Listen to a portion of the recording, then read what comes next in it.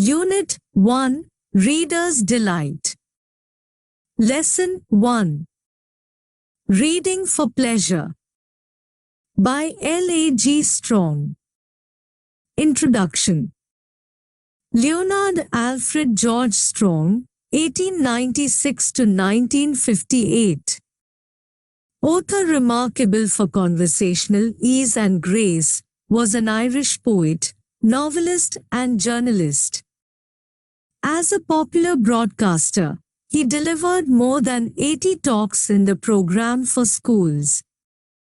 His style is marked by lucidity and straightforward utterance. Objectives: to expose our young learners to the delightful world of English prose, thereby to hone their language skills. This objective will be the same for all the 12 lessons in this unit. Content. Introduction. Reading for Pleasure is a radio talk, taken from English for Pleasure by L.A.G. Strong. In it, he pleads for reading that interests people. Sensible reason for reading. We read anything because we like it or hope to enjoy it. This is the only sensible reason for reading anything. The author strongly believes that one should read only what one likes, and because one likes it. Variety of reasons for reading books. People in general. People read for a variety of reasons. Some people read a book just to make the claim of having read it. Such people only skim through it. Some people read a book to reap good from it. Strong is of the view that we have to treat a book as a friend to get benefit from it. Students.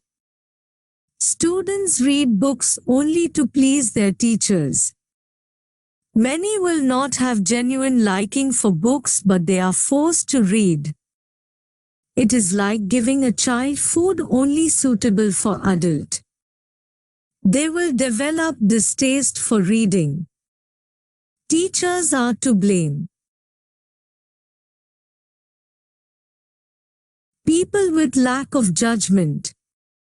There are people who persuade themselves that they enjoy a book. Such people will have no taste of their own. They lose their capacity for independent thinking. They accept as good what is recommended to them. They do not know what is good or what they like. Without knowing the author's name, they can't decide whether they like it or not. The author's experience. The author narrates his own experience. Even as a small boy, he learned to read sooner than most children because his ankles were weak and he was slow in learning to walk. 1. Books.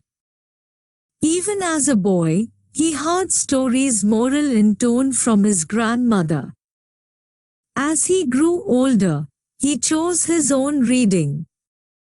He was drawn towards comic papers, thrillers and stories of adventure. He found stories of adventure better than thrillers. He found Sherlock Holmes more exciting and more satisfying. Then he read stories written by P.G. Wodehouse in the magazine, The Captain. He enjoyed reading stories by Jacobs.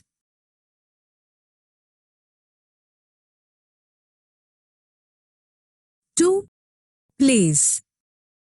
The author owed his love of Shakespeare's plays to his schoolmistress. She used to read the plays and encouraged the students to read the plays for themselves. He loved the plays so much that he could not help seeing Sir Herbert Tree, a famous Shakespearean actor in The Merchant of Venice. He read the plays by day and witnessed them in the evening. He even read the plays by the other playwrights of Shakespeare's time. 3. Poems. The author liked reading poems. The same English teacher encouraged the students to read the poems for themselves. Conclusion. Strong asks us to enjoy reading because we enjoy it and not to read anything that bores us. Our taste differs with our mental growth. Once, the author liked violent and bloodthirsty adventures. When he grew out of that stage, they no longer satisfied him. He winds up his talk with the words, "Nearly no one wants to feed all the time off one dish only. It gets monotonous, and we want a change." The essay is an excellent model for those who want to use English effectively. In a language marked by lucid style, Strong makes a strong plea for reading anything that interests people. Summary. The author strongly believes that we should read what we like and not what we do not. People read for a variety of reasons. Some people read a book for the sake of reading. Some read a book to get good from it. The author coins that we have to treat a book as a friend to reap benefit from it. Students read books only to please their teacher. Therefore, they develop distaste for reading. Some people persuade themselves that they enjoy a book. With neither taste for reading nor independent judgment, they accept as good what is recommended to them. The author narrates his own experience. Even as a small boy, he learned to read sooner than most children. He heard stories with morals from his grandmother. When he grew older, he chose his own reading. Comic papers, thrillers, and stories of adventure fascinated him. He enjoyed stories by Sir Arthur Conan Doyle, P.G. Wodehouse, and Jacobs. At school, his English teacher used to read poems and Shakespeare's plays and encouraged them to read poems and plays for themselves. With mental growth, his tastes differed. Supplementary material.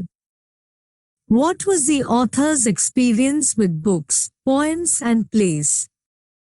The author, Strong, is a bibliophile. He recalls his reading habit. Even as a small boy, he learned to read sooner than most children. His grandmother was a good storyteller. He heard stories moral in tone from her. He felt gravitated towards comic papers, thrillers and stories of adventure.